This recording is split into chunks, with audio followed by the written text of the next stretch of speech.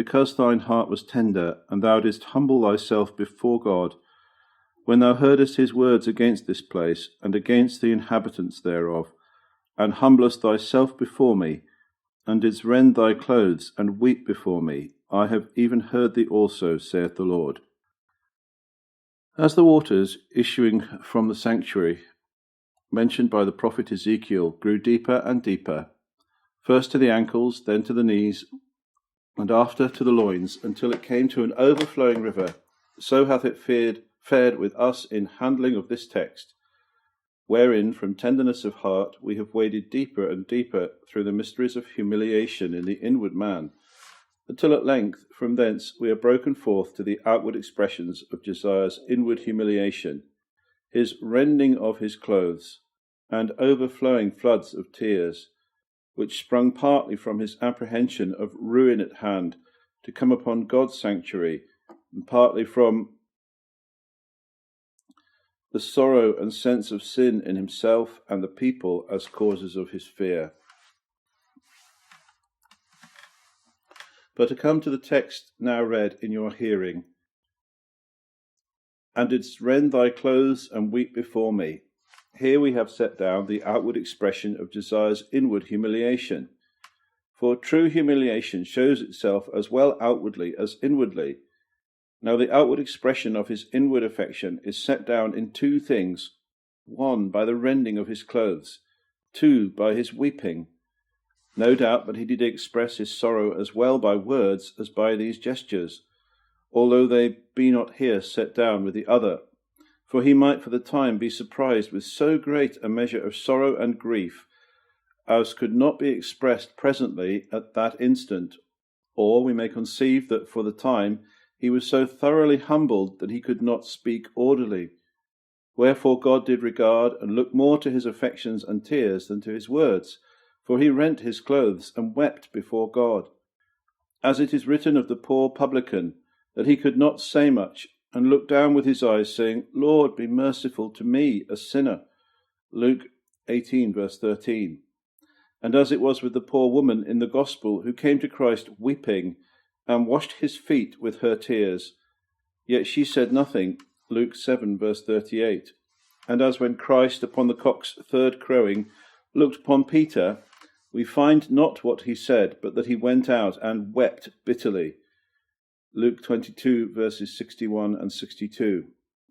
So here we may imagine Josiah's affection was too full of sorrow to speak distinctly and composedly, for from a troubled soul can proceed nothing but troubled words. From a broken heart comes broken language. But howsoever likely it is that Josiah did speak somewhat, for God saith, I have even also heard thee. But to leave this and come to the outward expressions here set down, let us learn somewhat from his rending of his clothes and weeping. Rending of clothes was a thing frequently used in old times, as we see in the Scriptures, and it was a visible representation of the inward sorrow of the heart. Job rent his clothes, Job 1:20. His friends rent their clothes, Job 2:12. Paul and Barnabas rent theirs, Acts 14, verse 14. The high priest rent his clothes, being to accuse Christ, Mark 14, verse 63.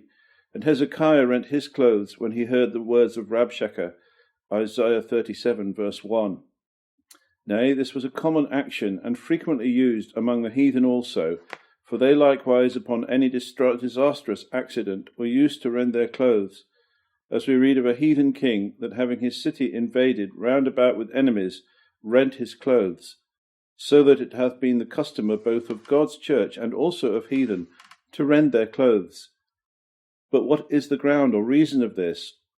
The reason of such their rending of clothes was, because that in their sorrow they thought themselves unworthy to wear any. They forgot all the comforts of this life, as holy Josiah forgets his estate, his throne, his royal majesty and crown. He looks up to the great God, and considers duly whom he stood under, and the miserable estate of the people over whom he was governor. And thereupon he rends his clothes, showing hereby that he was unworthy of those ornaments wherewith he was covered. We know that clothes have diverse uses, as 1. first for necessity, to cover our nakedness and to preserve from the injuries of the weather. 2. Secondly, clothes are given for distinction of sexes and degrees, to know the great man from the mean, the woman from the man. And lastly, they serve for ornaments, to honour our vile flesh, which is so base that it must fetch ornaments from base creatures. Now, so far as they served for ornaments, he rent his clothes, as thinking himself unworthy of any garments. For he, being in grief, doth rend his clothes, thinking within himself, Why should I stand upon clothes and outward things to cover me? God is angry till he be appeased. I will take no pleasure in any earthly thing. Therefore, apprehending the wrath of God, he rent his clothes. Well, this is but an outward expression, and therefore it must proceed from inward truth. This rending of clothes was a national ceremony, which seeing we have not used amongst us, we must rend our hearts with grief. For the rending of clothes shows the rending of the heart before, without which there is no acceptance with God. The reader notes that in a time of coronavirus, when we're being told of terrible things happening by our governments are not rending their hearts. The people are not rending their hearts. We're not rending our hearts. And yet we are a nation under reproach and faced with death. I read on. For the rending of clothes without the rending of the heart is but hypocrisy, as Joel 2 verse 13. He says, Rend your hearts and not your garments, ye hypocrites, so that outward expressions of sorrow are no further good than when they come from inward grief and affection. Now when both these are joined together, it is a comely thing. For wherein stands comeliness, but when all the parts of our body do agree in proportion, when one limb is not bigger than another? So it is uncomely and an hypocritical thing for a man to have all outward expression, and yet to have no inward grief. This is but acting of humiliation, when we hang down the head like a bulrush, and the heart is not sound.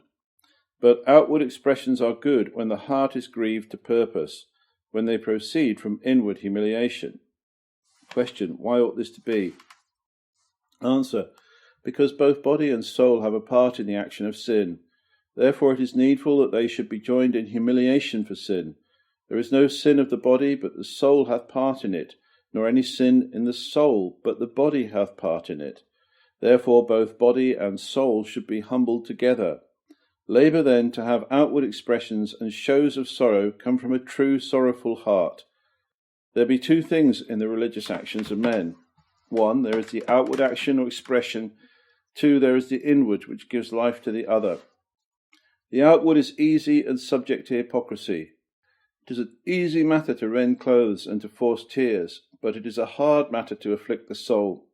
The heart of man taketh the easiest ways, and lets the hardest alone, thinking to please God with that. But God will not be served so, for he must have the inward affections, or else he doth abhor the outward actions. Therefore let us well labour for humble hearts as humble gestures. We must rend our hearts and not our clothes, when we come into the presence of God. We must labour as to show humility, so to have humility, that so we be not like hypocrites, who make show of a great deal of devotion in carriage, but yet have none in heart, a great deal of outward humiliation, whenas they have none within. The papists are wicked and erroneous in all their devotions, especially in the point of justification, and in other points of the worship of God. For is it not a superstitious error to think to please God with outward observations, when they do not come from inward truth? Their religion is all an outside, consisting merely of outward performances, but true devotion to the Scripture teacheth cometh from a heart judicially understanding the case of its own self, considering what a great God it hath to deal withal, a God full of glory and majesty. Doth God love blind sacrifices? No. Devotion must come from the heart, and spread itself from thence into the countenance and carriage. For then it is true, when the outward expression doth show the inward disposition. Use. This reproves the negligence of people in these times. Where is their inward humiliation? Nay, where is their outward humiliation? In popery there is an acting of humiliation.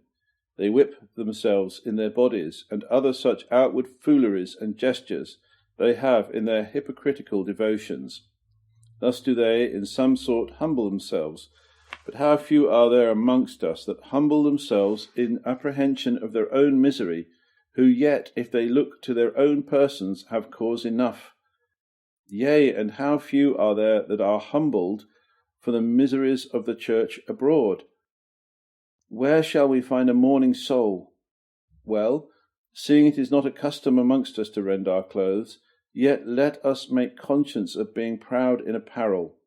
For it is a wicked and a fearful thing when men will regard some wicked and foolish fashion, and set more by it than by God's favour, threatenings and judgments abroad. Many there are that, instead of rending their clothes, come into God's house to show their bravery, to see and to be seen. By bravery I think it means fashion. Where they should most of all humble themselves. There they come to show their pride even before God, whereas they should come to hear the voice of the great God of heaven and stand in his presence, who is a consuming fire, before whom the very angels cover their faces, and the earth trembles. They contrariwise come to outface and provoke him with their pride. We see Josiah, though he were a king, he rent his clothes, forgot all his bravery, and considers himself not so much a king over the people, over whom God had set him, as a subject to God. Wherefore, though, as I said, the custom of rending of clothes be not used in our church, yet let us ever make conscience of rending our hearts. And so to make our peace with God, as this good king did, it follows, quote, and weptest before me. In which words is set down the second outward expression of Josiah's inward humiliation, which is weeping. This came nearer to him than rending of clothes, for it touched his body. Hence, in a word observe, Doctrine 1, that the body and soul must join together in the action of humiliation. For the soul and body go together in the acting of sin. Therefore they must go together in humiliation. As they were both made by God and redeemed by Christ, so they sin and practice good together. Now I will show 3 ways wherein the soul and body have communion one with another, whereby it may appear how reasonable and fitting a thing it is they should both be humbled together. 1. First, the soul and body have communion together by way of impression or information. For sensible things have an impression upon the senses, and so come into the soul.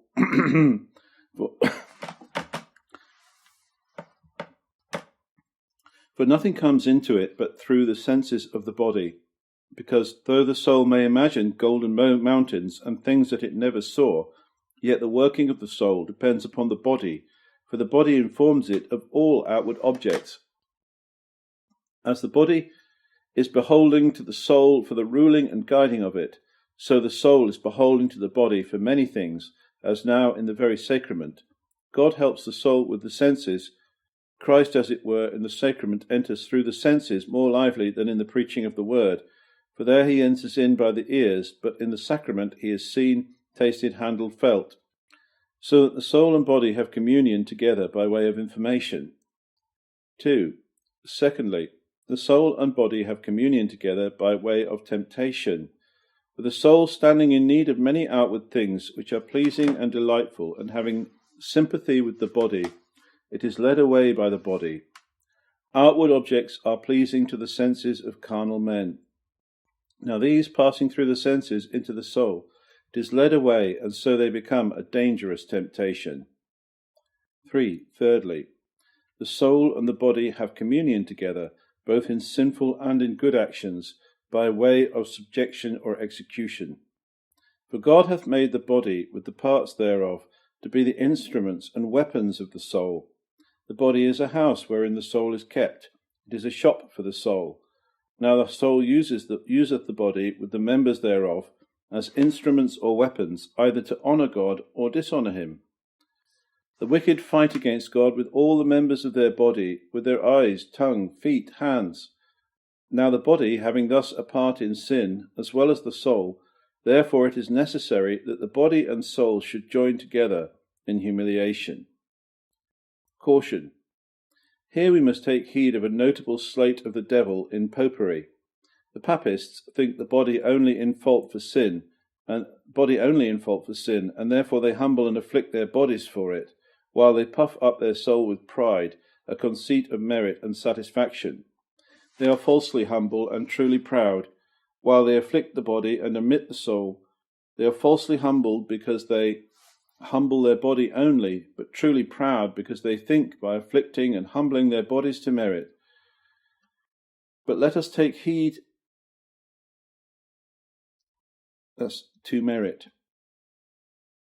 But let us take heed of this gross error, and remember to let both soul and body join in the work.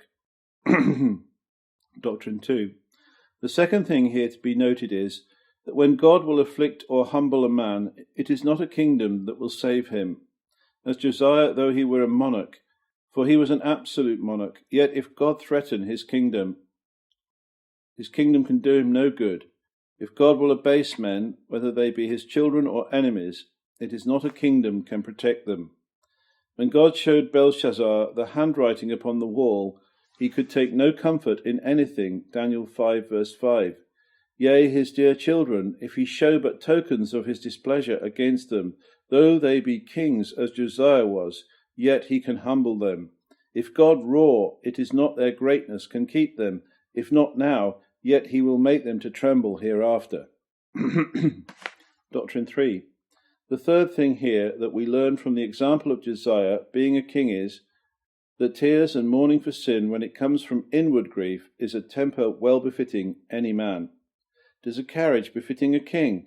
'Tis not unbeseeming any of what sex or degree soever. It is no womanish or base thing. When one hath to deal with God, he must forget his estate and take the best way to meet with God. This is evident by many instances. For David, though a man of war, yet when he had to deal with God, he watered his couch with tears. Psalm 6 verse 6. So Hezekiah, though a great king, yet he humbled himself. Isaiah 38 verse 1. Nay, our blessed Saviour himself did it, with strong cries and tears. Hebrews 5 verse 7, when he had to deal with God. Use. This serves for the justification of this holy abasement and humbling of ourselves. When we have to deal with God, then all abasement is little enough. I will yet be more vile than thus, saith holy David in 2 Samuel 6 verse 22. So let us say, when we have to deal with God, I will be yet more vile, and so cast ourselves down before the Lord. All expression of devotion is little enough, so it be without hypocrisy. Yet I pray, give me leave once again to give warning unto you concerning outward actions, for most have conceived wrong of devotion and humiliation. They think that devotion is only in outward actions, as in outward act, to hear a little, to read, to confer, or pray a little, whereas in truth those outward acts do only make up the body of devotion, which without the soul, namely the inward religious affection, looking unto God, is no better than a dead carrion. Our outward expression must come from the apprehension of the goodness, mercy, and justice of God, before whom the very angels veil their faces. It is not outward devotion that will serve the turn, as to come to the church with this bare conceit and forethought. I will go pray and kneel and express all outward carriage, in the meantime neglecting to stir up the soul to worship God with these or like thoughts. I will go to the place where God is, where his truth is, where his angels are, to hear that word whereby I shall be judged at the last day. Therefore let all holy actions come from within first, and thence to the outward man. Let us work upon our hearts a consideration of the goodness, justice, majesty, and mercy of God, and then let there be an expression in body such as may bring men off from their sins. For else there is a spirit of superstition that will draw men far from God in seeming services, conceiving that God will accept of our outward and formal expressions only. Well, we see that weeping and mourning for sins is a carriage not unbeseeming for a king. Therefore it is a desperate madness not to humble ourselves and be abased. Now we have to deal with God. Your desperate atheists of the world will not tremble at threatenings, nor humble themselves till death comes, which humbles them and makes them tremble, whereas, on the contrary, that soul which, feeling the wrath of God, humbles itself betimes and trembles at threatenings, that soul, I say, when the great judgment of death comes and appearance before God, looks death in the face with comfort, whereas your desperate atheists that can now scorn God, swear at every word, and blaspheme God to his face. Let God but show his displeasure, they tremble and quake upon any noise of fear. Therefore, when we have to deal with God, it is wisdom and the ground of all courage to humble and abase ourselves with fear, as Josiah did, although he were a king. And thou didst weep before me. His tender heart did melt itself into tears. In the first clause of the verse you have his tender heart set down, and here we have the melting of the tender heart. There we have the cloud, here we have the shower. Therefore I will speak something of the original of tears. We know that tears are strained from the inward parts through the eyes, for the understanding first conceiveth cause of grief upon the heart, after which the heart sends up matter of grief to the brain, and the brain, being of a cold nature, doth distil it down into tears. So that if the grief be sharp and piercing, there will follow tears after from most.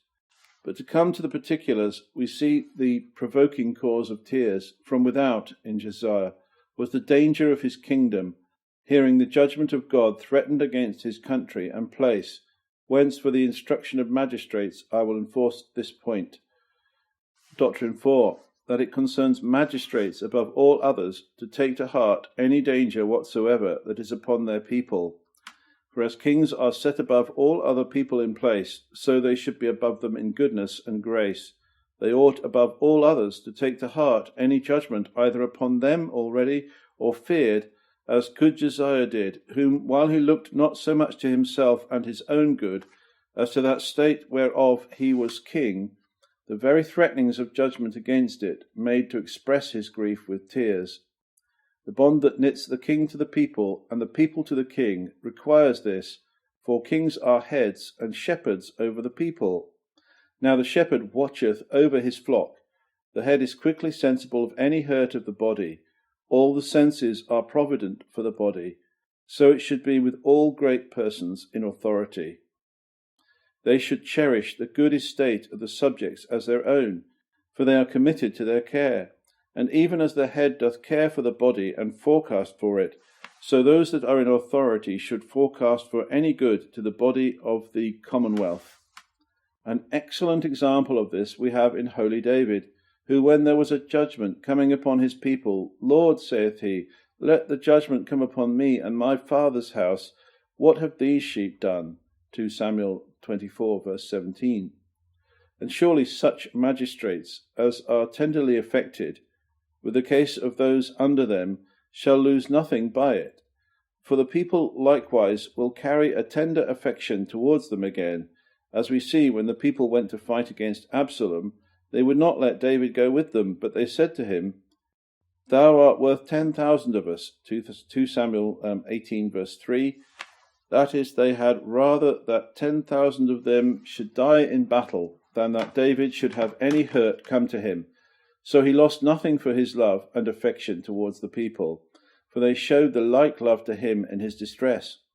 So likewise, when Josiah was dead, the people wept largely for him, for with him perished all the glory of that flourishing kingdom. As we may read in the story, 2 Chronicles 35, verses 24 and 25, compared with Zechariah 12, verse 11. They mourned for him with an exceeding great mourning in Hadad-rimmon, in the valley of Megiddo, so that there is no love lost between the magistrate and the people. For if the magistrate be tenderly affected to them, the people will likewise weep for him again, and lament his case in his distress. But now, to come to a more general instruction, we will leave speaking of Josiah as king, and take him into consideration as an holy man, and make him a pattern unto us all, of whatsoever civil condition we be. And so we learn this point, Doctrine 5, that it is the duty of every Christian to take to heart the threatenings of God against the place and people where he doth live. to take to heart the afflictions and miseries of the church and commonwealth, the grievances of others as well as his own. The mourning and weeping of Josiah was for the estate of the church, when he heard the judgment threatened against the place and inhabitants thereof. There be tears of compassion for ourselves and for others. There were both of them in Josiah, for no doubt but he wept for himself and his own sins, and over and above his own had special tears of compassion for his people. Thus then it becomes a Christian that will have the reward of Josiah to abase his heart as he did for the estate of the church. Good Nehemiah took to heart the grief of his country. The joy of his own preferment did not so much glad him as the grief for his nation that the Jews cast him down. What joy can a true heart have now the church of God is in affliction? We are all of one house. When one part of the house is afire, the other part had need to look to itself. There were many things wrought upon the heart of Josiah, which caused him to weep. So there are many causes should move us, as the seeing of the sins that are committed in the land ought to make us grieve, and to express our grief one way or other. And the love of Christ, were it in us, would make us mourn, as when we hear God blasphemed and his name dishonoured, and when we see the people bent to idolatry. How can this but break even a heart of stone? Nay, a gracious heart will mourn and weep for the judgment of God upon wicked men, considering them as men and as the creatures of God. Thus Christ wept for the wicked Jews in Jerusalem, though they were his enemies. Oh, Jerusalem, Jerusalem! Luke 19, verse 41. And so good Jeremiah, though he were ill-used and exceedingly abused by the people, yet he saith, Oh, that my head were water, and mine eyes a fountain of tears, that I might weep day and night for them. Jeremiah 9, verse 1. Though they had wronged, persecuted, and counted him a contentious fellow, only because he taught the truth of God, yet such was the affection of tender-hearted Jeremiah, that he desired that he might weep day and night for them. But continual weeping must have a lasting spring, affording continual issues of tears, which Jeremiah, not finding in himself, such is the dryness of every man's heart, that it is soon emptied of tears, and thereupon, fearing he should not weep enough, he doth earnestly desire it, and if hearty wishes may obtain, he would have it to be supplied with a plentiful measure of tears in his lamentation for the ensuing calamity of his people. Oh, that mine head were a well of water, and mine eyes a fountain of tears, that I might weep day and night for the slain of the daughter of my people. Question. But why did not Jeremiah rather pray that they had a fountain of tears to weep for themselves? Answer. Because he, knowing the hardness of their hearts, thought it to no end to entreat them to weep for themselves. Their hearts were harder than the nether millstone. They never desired it, yet he weeps for them. Thus we see how godly men have been formerly affected, and that it is our duty even to weep and mourn for the very wicked. We have matter enough of lamentation and weepings at this day. If we look abroad and at home, if we look to judgments felt and feared, we have cause to weep before the decree come out against us. Therefore we should meet God beforehand. It is no thank for a man to be humbled when the judgment is come upon him, but when we can weep before the judgment is come, it is a sign of faith. Happy were we if faith could make us do that which sense makes wicked men to do. If the believing of the judgment before it come would make us seek unto God, how God would love such a one.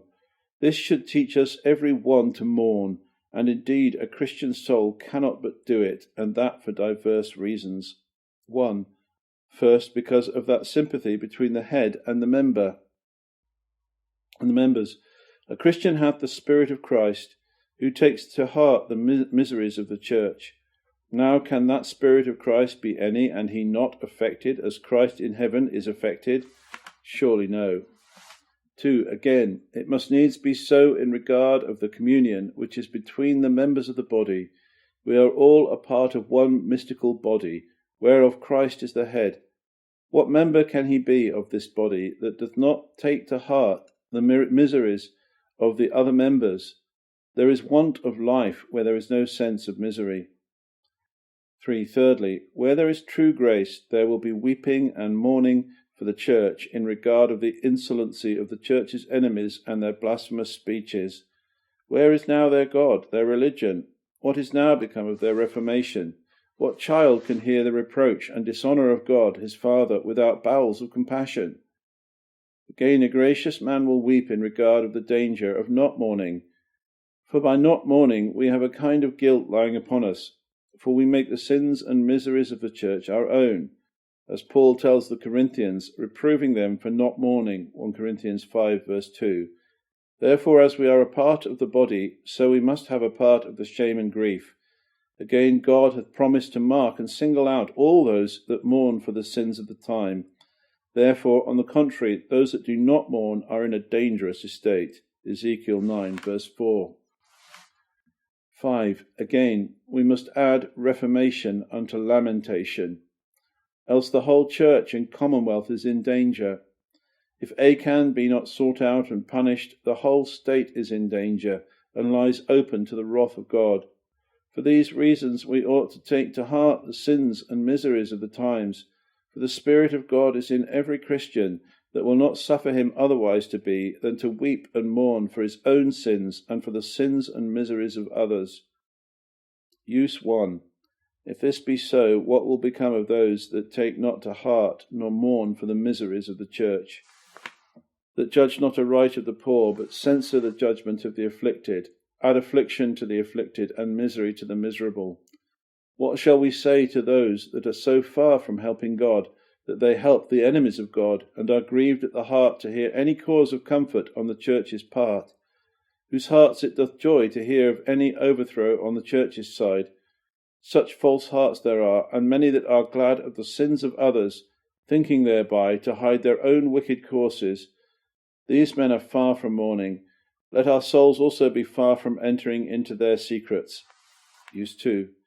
If this be so, that holy men ought to take to heart and weep for the judgments of the commonwealth, both felt and feared, and also for the judgment of God upon the churches abroad, then, question, how may we get this weeping and mourning for others? I answer 1. First, remove the impediments that hinder, as first a hard and stony heart, which is opposite to tenderness. Josiah had a melting heart, and therefore it was soon dissolved into tears. Our hearts are worse than brass or stone, for workmen can work upon them, but nothing will work upon the hard heart of man. All the judgments in the world will not work upon it, for all the Israelites saw the judgments of God in Egypt, and all his mercies and blessings unto them in the wilderness, yet it would not work upon them, because they had hard hearts. Therefore let us get a good spring of tears, that is, a soft and tender heart, and let us beg it of God, for it is his promise to give us tender hearts, and then there will be an easy expression of it in the outward man. 2. The second, let us beware of the love of earthly things, and get a heart truly loving towards God. For love is compared to fire, and fire among many other properties it hath, melts the gold, and makes it pliable. Heat is the organ of the soul, whereby it doth anything, and the instrument of nature.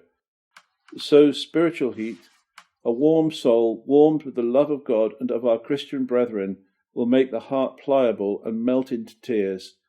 Therefore get a loving heart filled with love to God and Christian brethren, that we may mortify self-love which dries up the soul.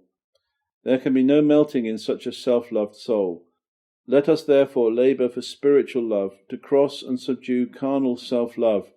It is this blessed heat that must send forth this heavenly water of tears. It is the spirit of love that must yield this distillation from the broken heart. This works all heavenly affection in us.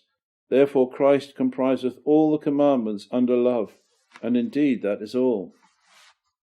3. Thirdly, if we would have our souls fit to grieve, let us be content to see as much as we can with our own eyes the miseries of others. The best way to weep is to enter into the house of mourning, and set before our eyes the afflictions of others. The very sight of misery is a means to make the soul weep. And let us be willing to hear that which we cannot see, as Nehemiah was content to hear, nay, to inquire concerning the church abroad. And when he heard that it was not well with them, it made him weep. Every man will cry, What news? But where is the man when he hears of the news beyond the seas that sends up sighs to God? Prayer that he would take pity upon his church. It is a good way to use our senses to help our souls to grieve. 4. Again, let us read of the estate of God's church, what it hath been from the beginning of the world, what miseries God's children have endured in former ages by reason of war and the like, that so we may work grief upon our own hearts. We have always matter of grief while we are in this world. If we look abroad, we shall find matter of mourning, and surely we should labour to mourn if we desire to be blessed. For blessed are they that mourn, they shall be comforted. Matthew 5, verse 4. Fifthly, that we may get this weeping and mourning, let us work this tender affection upon our own hearts. The soul hath a faculty to work upon itself. Therefore let us shame ourselves for our own deadness, dryness, and spiritual barrenness this way, that we can yield no sighs, no tears for God, for his church and glory. Let us reason thus with our souls. If I should lose my wife or child or my estate, this naughty heart of mine would weep and be grieved. But now there is greater cause of mourning for myself and the church of God, and yet I cannot grieve. Augustine saith he could weep for her that killed herself out of love to him, but he could not weep for his own want of love to God. We have many that will weep for the loss of friends, wealth, and such like things, but let them lose God's favour, be in such an estate there is but one step between them and hell. They are never grieved nor moved at it. Therefore, seeing they do not weep for themselves, let us weep for them. Can we weep when we see a man hurt in his body, and ought we not much more for the danger of his soul? Therefore, let us work this sorrow upon our hearts. Now we are to receive the sacrament, which is a feast, and therefore must be eaten cheerfully. The Passover was a banquet, and therefore to be eaten with joy, but withal it was used to be eaten with sour herbs. So must it be in this blessed banquet which God hath provided for our souls. There must be sorrow as well as joy. It is a mixed action, and therefore it must be eaten with sour herbs, presented to the eyes of our mind, the object of the old Adam, thinking upon the vileness of our nature, that have such filthy speeches, disobedient actions, such rebellious thoughts in us. Great need have I of the mercy and favour of God to look upon such a defiled soul as I am, and also having in the eyes of our soul Christ crucified, look upon Christ, which is crucified in the sacrament sacramentally. What was that which broke the body of Christ? Was it not sin? That sin which I so often cherish, this pride, this envy, unbelief and hypocrisy, this covetousness of mind, was that which put Christ into such torment. It was not the nails, but my sins. The sacrament must work upon our hearts, so as to work grief in us. We must weep as the people did for Josiah, according as God had promised we should do. It is said, Zechariah 12, verse 10, They shall look on him whom they have pierced by their sins, and weep and mourn for him, as one that mourneth for his only son. So then, the sacrament is not only a matter of joy and thanks, but a matter of sorrow. Therefore, if we would joy in the sacrament, let us first be humbled for sin, and then joy in it afterwards. Objection. But here it might be objected, are we not bid for to rejoice always, and always to be thankful? 1 Thessalonians 5:16. Then how can these agree? For weeping and mourning are contrary to thanksgiving and joy. Answer. To this I answer, that the estate of a Christian in this life is a mixed estate, both inward and outward. His outward estate and the inward disposition of the soul is mixed. Therefore, having this mixed estate, our carriage must be answerable, as we have always cause of mourning and rejoicing both, from that in us and from without us. Therefore, a Christian ought to rejoice always, and in some measure to mourn always, as for example, a Christian hath cause of mourning within him when he looks upon his sinful nature and the sins which he doth daily commit. Yet, notwithstanding, at the same time there is cause of joy, and great reason to bless God, when he considers that God hath pardoned his sins in Christ. Thus the apostle did, Romans 7 verse 24. When he looked upon himself and his own vileness, he cries out, O wretched man that I am, who shall deliver me from this body of death? Yet for all this, at the same time, he rejoiceth, and blesseth God. I thank God through Jesus Christ my Lord, who hath freed me from the law of sin and of death. Thus, you see, we have always, in respect of ourselves, both cause of joy and mourning, therefore we must do both. So have we in like manner continual causes both of joy and sorrow from within us. If we look to the church of God, of joy in regard, there is a God in heaven who hath an eye to his church, who pitieth and tendereth it as the apple of his eye, that takes to heart the afflictions of it, that will be glorious in the midst of the troubles of his people, by upholding, comforting, and turning all to the best for them. Of sorrow also in respect of the miseries under which the church of God doth groan, of which we are bound to take notice, and so to weep with them that weep. Isaiah 22 verse 12, Amos 6 verse 6, Romans 12 verse 15. You see the rare mixture of joy and sorrow in a Christian, whereby he is made capable of this great privilege, as neither to be swallowed up of grief because that his sorrow proceeds from a heart where there is cause of joy, nor to lose himself in excessive joy because he always sees himself as in himself cause of sorrow. Now as it is to be seen in other mixtures, that there is not at all times an equal quantity or portion of each particular thing to be mingled, but now more of the one, and at another time more of the other, according as the cause doth vary, so is it in this mixture of joy and sorrow for ourselves and for others. Sometimes joy must abound with the causes of it, and sometimes sorrow with its causes doth superabound. It will be worth our inquiry, therefore, to know when to joy most and when to weep most, which we shall know by God's call in outward occasions, and by the spirit of discretion within us, which will guide us. For God hath given his children a spirit of discretion, that will teach them when to joy and when to weep most, as God calls to mourning now in these times, that the church of God is in misery, as he calls for sighs for the afflictions of Joseph. So the spirit of discretion within us doth tell us what to do. Question. Yet here may be a question. How shall we know when to cease and leave off mourning?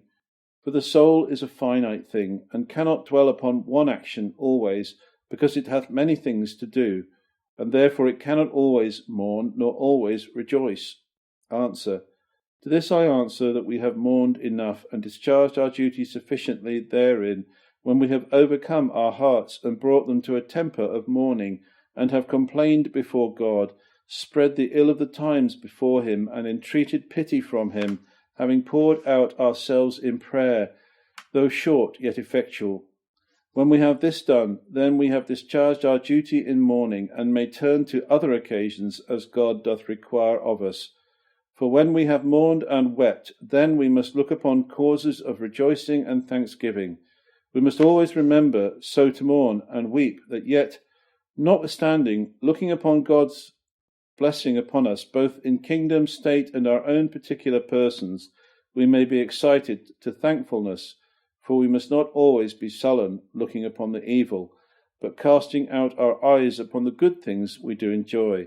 We must provoke ourselves to be thankful, even as men that have their eyes dazzled will look upon some green colour to recover their sight again. So when we have wrought upon our souls and brought them to mourn, then to help and raise them up, we ought to look upon causes of joy and thankfulness. We have cause of thankfulness when we consider that many churches in France and other places are invaded by enemies, oppressed with cruelty and deprived of liberty, while yet we enjoy the liberty and free passage of the gospel, being freed from the destruction of war and pestilence, which devoureth so many that it makes the land to mourn. He continueth to us liberty to hear the word, and gives us many blessings which others have not.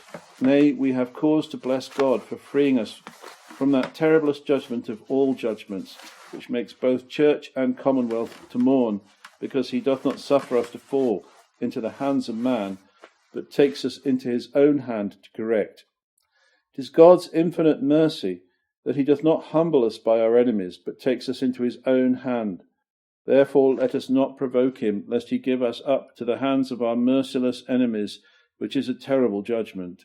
We had better 100 times meet him by repentance, and cast ourselves into his hands, for then we have only to deal with a merciful God. But when we are to deal with merciless men that scorn the gospel, then we have both God and them to deal with, which doubles our affliction. Therefore let us mourn, seeing we have cause for ourselves and the estates of others, but yet let us be thankful, for if we would be more thankful for God's benefits, we should have them longer continued. For as prayer begs blessings, so thanksgiving continues them. As the best way to obtain good things is prayer and mourning, so the best way to preserve them is thanksgiving and rejoicing. So then we have plainly seen that Christians should not always be dumpish and look sourly, but they must as well rejoice and be thankful as mourn and weep. Question. But here, ere I proceed, I must answer some cases of conscience. As first, what shall we say to those souls that cannot weep for the sins and miseries of the church, and therefore complain for the want of it? Secondly, what shall we say to that soul that can weep, but more for outward than for spiritual things? Solution 1. To the first I answer briefly, that we must not speak friar-like of tears, and never know from whence they come. But when we speak of weeping, we must always understand that tears are no further good than when they spring from sorrow and love within, than when they proceed from inward hatred to sin, and from fear and love to the church of God. If this be in a man, the matter is not much for tears. There may be weeping without true sorrow, as there was in Esau for the blessing, Genesis 27, verse 38. And so the Jews, they could weep and howl upon their beds when there was a famine, yet there was no sound sorrow in them. And on the contrary, there may be true sorrow without weeping, yea, and such may it be that there can be no weeping, because their sorrow may be so great that it is rather an astonishment than a weeping. In a fresh wound in the body at the first, there is not such pain felt nor the blood seen, because the part is astonied only. So the soul for a time may be in such an astonishment and grief that there may be no expression of tears. Again, the soul doth follow the temperature of the body. Some are of a more easy constitution to shed tears than others, so that there may be more grief where there are fewest tears. But to come to the question more directly, we ought to think our estates not so good as they should be, if we cannot at one time or other weep for the sins and miseries of the church. If we can shed tears for outward things at one time or other, and cannot weep for spiritual, it is a bad sign, for certainly one time or other ordinarily God's children express their sorrow for their sins and the estate of the church by tears. They either have tears for spiritual respects, or else they mourn that they cannot mourn, grieve that they cannot grieve, and desire that they might mourn and that they could weep. They wish, with Jeremiah, that their head were a fountain of tears. They wish they might have their bodies to answer the intent of their soul, so that they might largely express outwardly their inward grief. As Jeremiah feared he should not have tears enough, therefore wish that his head were a fountain of tears, so they desire, oh, that I could mourn, and that I could weep. Solution 2. But what shall we say to those that can weep for other things? Shall they be condemned for hypocrites? 1. I answer no. For a torrent may run faster for the present than a continual current. So on the sudden there may be tears and grief for outward things, but yet grief for sin is more because of the continuance thereof. For sin is a continual cause of sorrow, whereas sorrow for outward things is but on a sudden.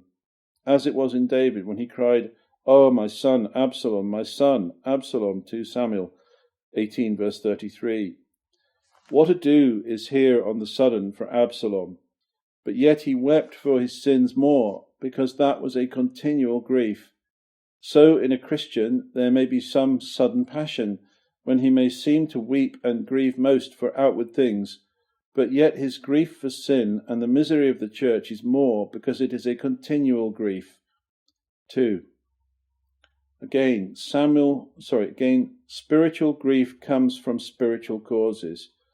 Tears for sin and for the church of God do issue merely from spiritual grounds, whereas unnatural grief for outward things, we have both the spirit and nature that makes us grieve. Now when both these meet together, they carry the soul strongly as in a stream, so that there must needs be more tears and grief for outward things, as when the windows of heaven were opened from above, and the foundations below were broken up, there must needs follow a great flood, Genesis 7, verse 11.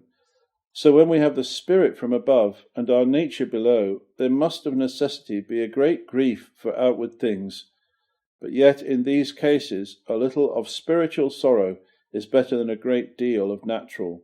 For spiritual grief fats the soul, as the river Nile runs through Egypt and fats the land, so this heavenly water of tears and grief fattens the soul, and makes it fit for all holy services. They are both good, but one less than the other. Natural grief is allowable, which if a man have not, he is in a reprobate sense. For the apostle reckons this up as a great sin, that in the latter days men should be without natural affection. So then we see that for this reason also there may be a great store of grief and tears for outward things. Again, let them that grieve, that they cannot more grieve, know and comfort themselves that they have the Spirit of God within them, which is an everlasting spring that will in time overcome all carnal and worldly respects whatsoever, and make the heart in a fit temper of weeping and grieving for spiritual respects. Use. Well, if this be thus, what shall we think of the jovial people of the world, who are so far from this sorrow, that when a man shall come and ask them when they wept for their sins, when did they ever mourn and send up sighs to God for their swearing, lying, profanation of God's Sabbath, for the wrong they have done to others, or for any of their sins, the time was never yet wherein they ever shed a tear for sin, or had a sigh, groan, or mourning for sin. In what estate are we born in? All children of wrath and heirs of damnation. But when got you out of this state, you have ever lived in jollity. Therefore as yet you are as you were born, a child of wrath. Do you think to reap and never sow, to reap in joy and never sow in tears? God puts all his children's tears in a bottle, but thou sparest God a labour, because thou never weepest.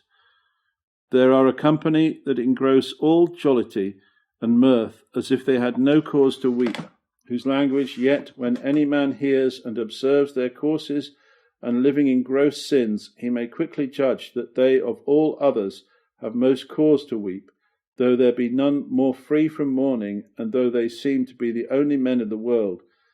But I say to such, go weep, howl, and lament for your sins, for your peace is not yet made with God.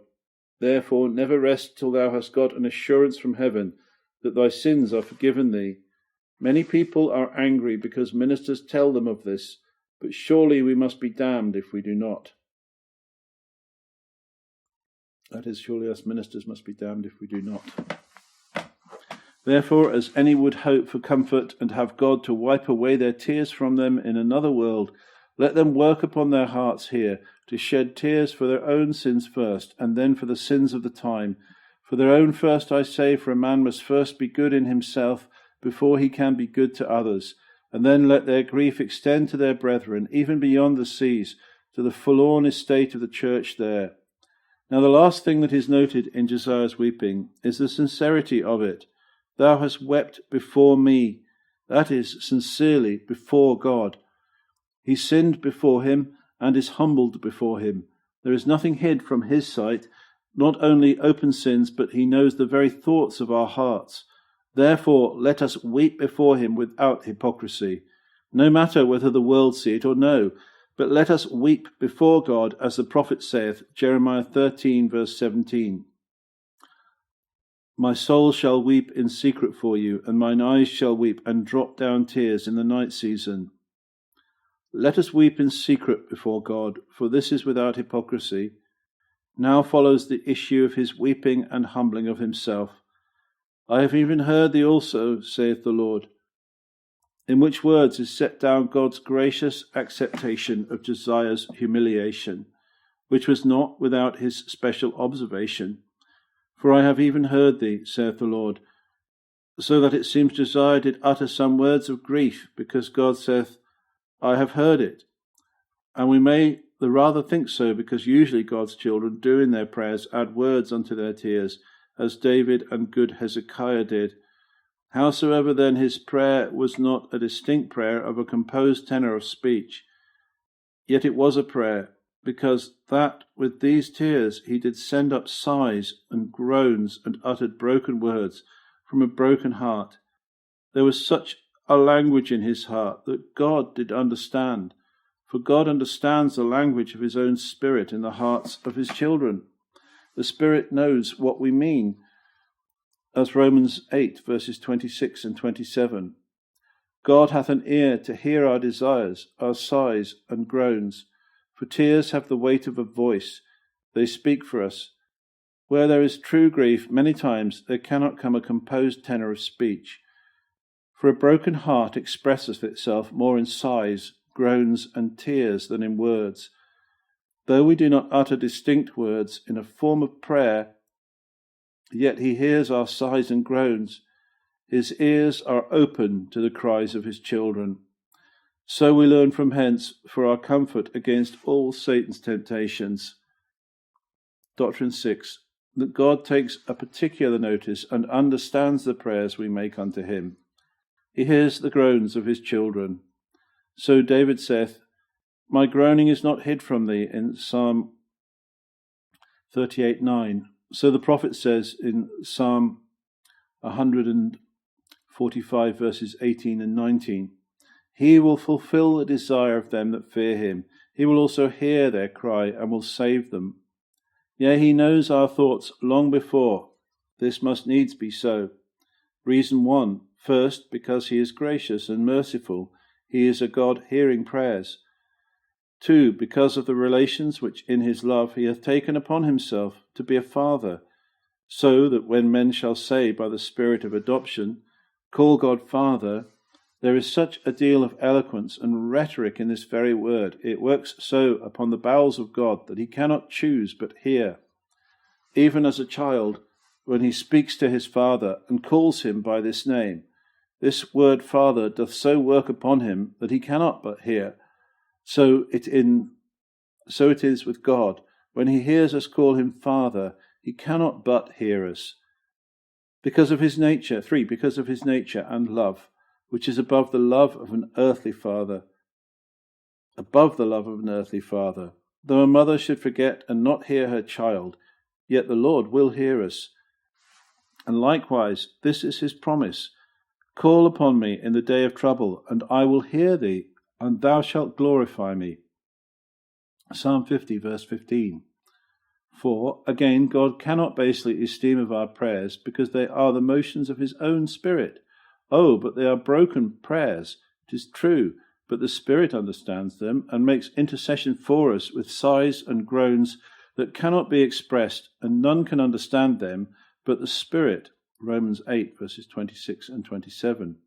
5.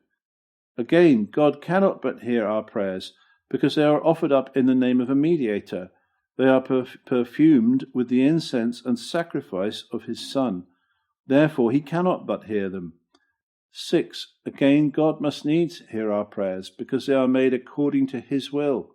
When we pray for ourselves and for the Church of God, it is according to God's will. So then, if we consider these respects, God cannot but hear our prayers. Objection, but some will object, God doth not hear me. I have prayed a long while, and yet he hath not given me an answer.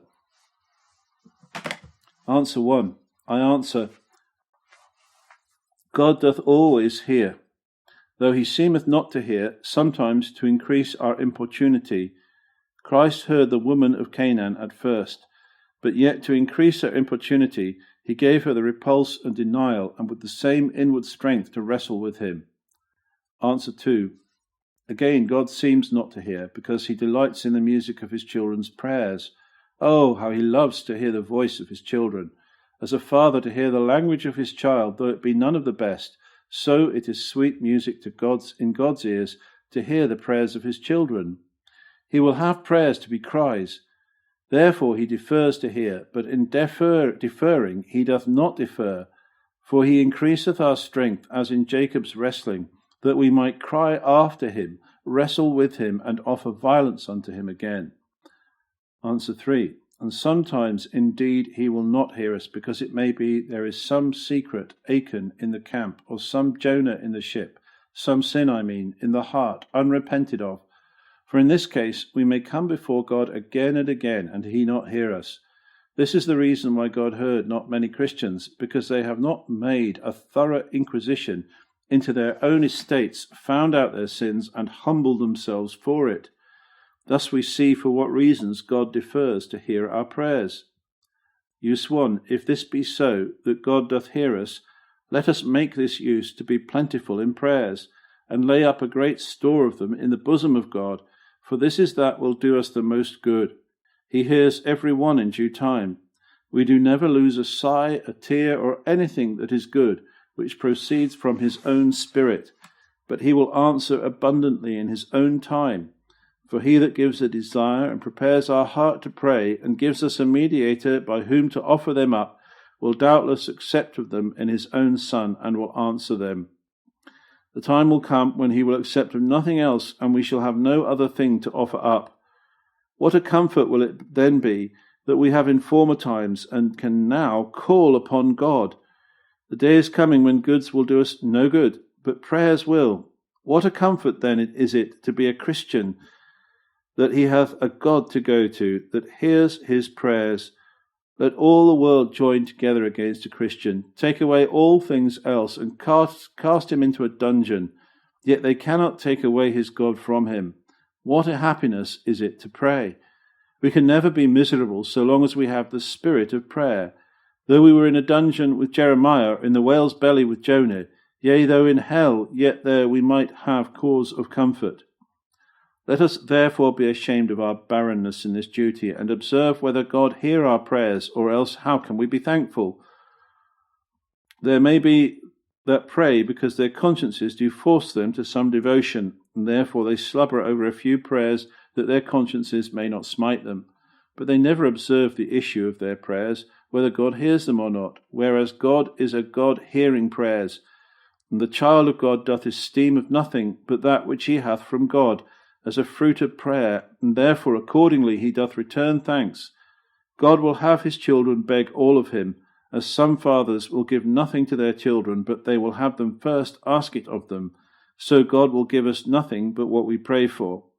And though he doth exceed to give us more than we ask, yet he looks that we should return thanks in some measure proportionable to the benefit received. Therefore let us observe how God hears our prayers, that so we may be suitably thankful.